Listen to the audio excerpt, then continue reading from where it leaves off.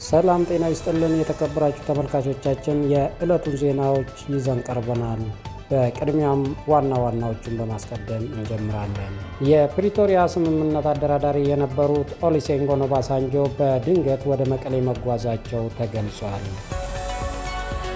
አቶ እስክንድር ነጋ በአማራ ፋኖ ብሔራዊ ንቅናቄ ውስጥ ስለሚካሄዱ ጥምረቶች አዲስና ያልተጠበቀ አቋም አሳውቀዋል።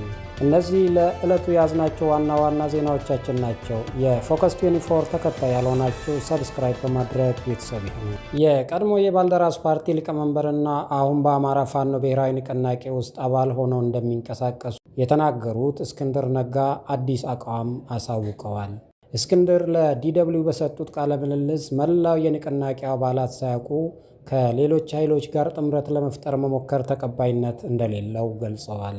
በተጨማሪም በአፋብን ውስጥ በተሰጣቸው ኃላፊነት ያልተቀበሉት በውስጥና ከውጭ ኃይሎች የመጣ ጫና ምክንያት ከአመራርነት በመገፋታቸው እንደሆነ ተናግረዋል።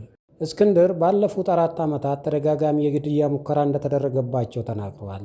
በተጨማሪም ከሰላማዊ የፖለቲካ ትግል ወደ ትጥቅ ትግል በመግባታቸው እንደማይቆጩ ገልጸዋል። እነዚህ አስተያየቶች በአማራ ፋኖ ውስጥ ያለውን የውይይት ጥምረት ጉዳይ እንደገና ትኩረት ላይ አስቀምጠውታል።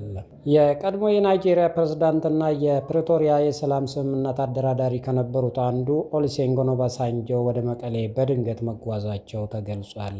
እንደ ቢቢሲ ዘገባ ጉብኝቱ አስቀድሞ በመደበኛ መርሃ ግብር የተያዘ እንዳልነበረ የትግራይ አስተዳደር ገልጿል።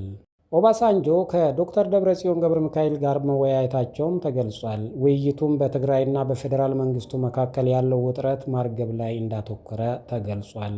የትግራይ አስተዳደር ከፌዴራል መንግስት ጋር ውይይት ለመጀመር የሚሏቸው ቅድመ ሁኔታዎችንም አስቀምጧል። ከነዚህ ውስጥም የኢኮኖሚ ማዕቀቦችና እገዳዎች እንዲነሱ፣ ወታደራዊ ከበባ እንዲቆም፣ የተፈናቃዮች በደህንነት እንዲመለሱና ህወሓት ፖለቲካዊና ህጋዊ ማንነት እንዲመለስ የሚሉ ጉዳዮች ይገኙበታል።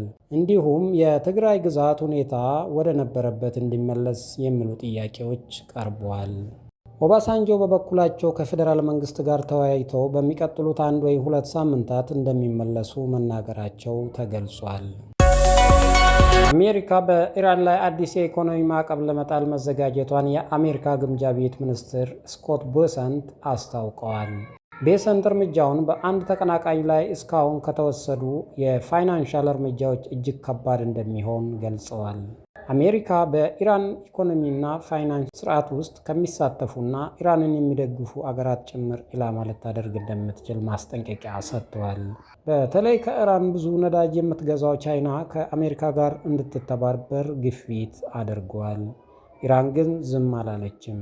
የኢራን ከፍተኛ ብሔራዊ ደህንነት ኃላፊ ማህሰን ራዛኢ የኢኮኖሚ ጦርነቱ ከቀጠለ በሆርሙዝ ባህረ ሰላጤ ወይንም በፋርስ ባህረ ሰላጤ በኩል አንድም የነዳጅ ጠብታ ወደ ውጭ እንዳይላክ ማድረግ እንደምትችል ዝተዋል።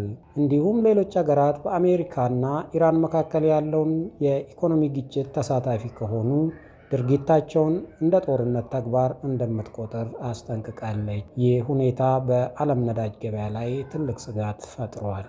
በአጠቃላይ ከአሜሪካና ኢራን መካከል እየተባባሰ ያለው የኢኮኖሚ ግጭት፣ በኢትዮጵያ ደግሞ በአማራና ትግራይ ዙሪያ ያለው የፖለቲካና የደህንነት ውጥረቶች ትኩረት የሚሹ ጉዳዮች ሆነዋል። የኢራን ማስፈራሪያ ወደ ተግባር ይለወጣል?